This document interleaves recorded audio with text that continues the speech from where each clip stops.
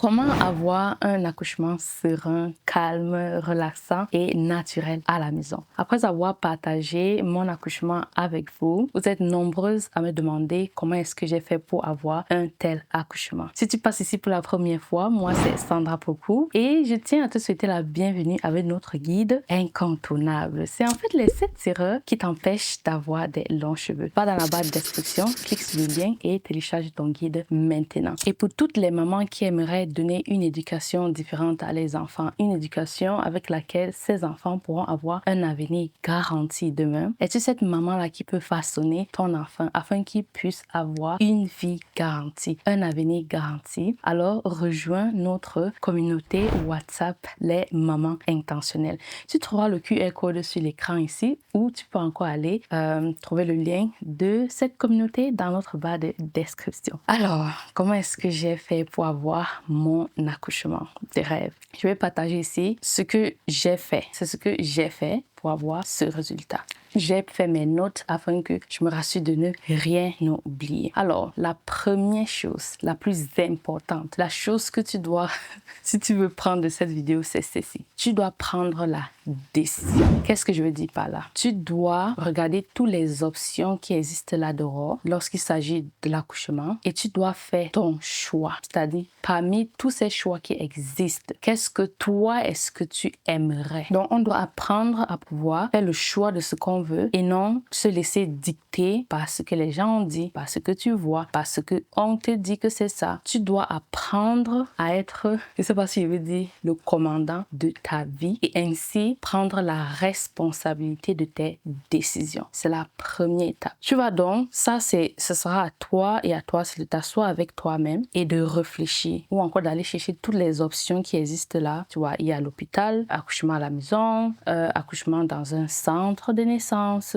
Voilà les 3 que je connais. Donc, comme je te dis, va regarder et prends ta décision. Maintenant, tu peux te demander, comment est-ce que je prends ma décision ici? Ta décision va être prise dans qu'est-ce que tu veux? Quel est le genre d'accouchement que tu veux? Est-ce que tu te sens plus à l'aise lorsque tu es dans un centre? Est-ce que tu es plus à l'aise lorsque tu es à l'hôpital? Tu es cette personne-là que tu aimes les machines, les gens qui vont venir te regarder, te demander, te toucher. C'est à toi de voir. C'est-à-dire, dans chaque cadre, tu dois voir la réalité de ce qui se passe dans le cadre là. C'est après avoir établi la réalité et tu te demandes, est-ce que ce qu'on fait par exemple, si tu décides d'accoucher à l'hôpital, va regarder tout le protocole de l'hôpital. Ne laisse pas quelqu'un te mentir que, oh non, ne fais pas ça à l'hôpital. Parfois aussi, malheureusement, à l'hôpital, on va te dire, oh oui, le jour là, on ne va pas faire ça, mais ils vont le faire. Donc, tu dois vraiment regarder et comprendre que l'hôpital, par exemple, a ses bases, les choses qu'ils doivent faire. Ce n'est pas parce que toi, tu vas dire que tu ne veux pas que l'hôpital va laisser ses standards pour faire ce que tu veux. Et je suis tout à fait d'accord avec l'hôpital dans le sens où c'est une institution qui doit avoir un standard de comment ils opèrent. Et tu dois savoir ce vrai standard et ne pas laisser les gens te dire que non, le jour là, on va pas faire ci, on va pas faire ça. Connais le standard et sache que ce jour-là, c'est fortement le standard que tu vas avoir à faire. C'est en fait ce standard-là qu'on va te donner. On va pas dire que toi, tu es spécial et on va faire des exceptions. Parfois, les gens vont dire que oui, moi, heureusement, on m'a pas fait ça.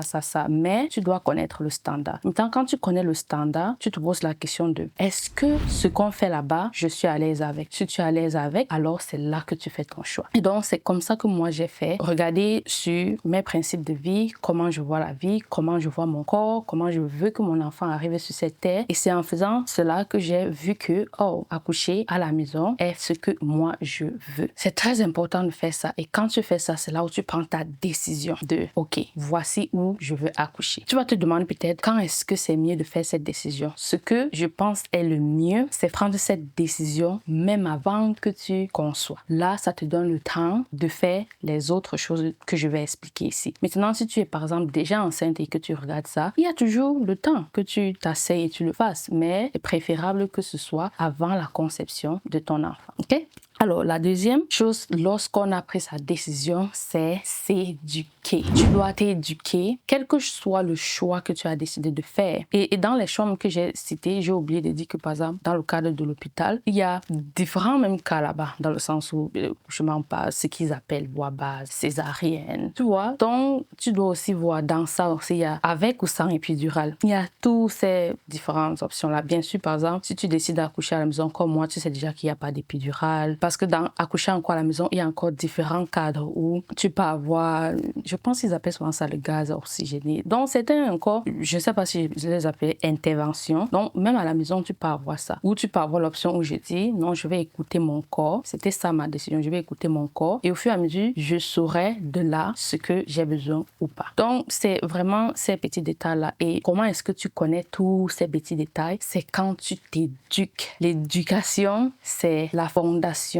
du bonheur. Si tu veux, si tu veux le bonheur durant ton travail et ton accouchement, tu dois t'éduquer. Et la façon dont je me suis éduquée, c'est à travers un outil que j'utilise. Et j'ai décidé d'utiliser cet outil depuis 2021. Donc, c'est comme ça, c'est avec cet outil-là que moi, je m'éduque tous les jours. Donc, quand il s'agit d'un sujet que je dis, OK, ça, c'est mon prochain projet, c'est ce sujet-là, ce projet-là, je me concentre sur ça, je m'éduque. Et comme j'ai dit, quand tu choisis ce que tu veux, dans le cadre encore ce que tu veux, quand tu t'éduques dans ça, tu t'éduques, par exemple, dans mon cas, dans l'accouchement à la maison, tu vois encore que, oh, dans l'accouchement à la maison, il y a ci, avec ou sans sage-femme. Tu as tellement de choses que tu dois réaliser et comprendre. Et dans l'éducation aussi, il y a bien sûr t'éduquer à comment le corps d'une femme fonctionne lors de la conception, durant sa grossesse et bien sûr durant l'accouchement. Est-ce que si je te demande, tu es une femme, tu as déjà accouché et tu te dis, OK, l'accouchement que j'ai eu, c'était traumatisant, je ne veux plus jamais vivre ça. Malheureusement, il y a certaines femmes qui décident de ne plus avoir les enfants parce que l'accouchement était traumatisant. Quel que soit où tu te trouves et que tu te dis, OK, je veux encore avoir les enfants et que tu es peut-être enceinte, est-ce que tu sais comment ton corps fonctionne lors du commencement du travail jusqu'au moment de l'accouchement? C'est ça l'éducation que je suis en train de dire que tu dois avoir. Et pour ça, je me suis éduquée. C'est pour ça que je savais la connexion que j'avais à mon corps. Je sentais mon bébé, tous ces détails-là. Et mon bébé, en parlant de mon bébé, je pense qu'elle vient de se réveiller de sa sieste ou bien elle s'est tournée juste simplement. Elle s'est réveillée. Je dois aller chercher ma fille.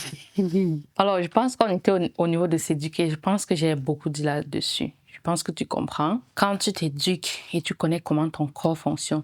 Je vais dire quelque chose qui va peut-être énerver les gens, mais les 3 petites sessions, 2, 3, 4 sessions que tu pars parfois à l'hôpital et on te dit, oh, voilà comment ton travail va commencer et ça va te faire mal et tu vas crier et...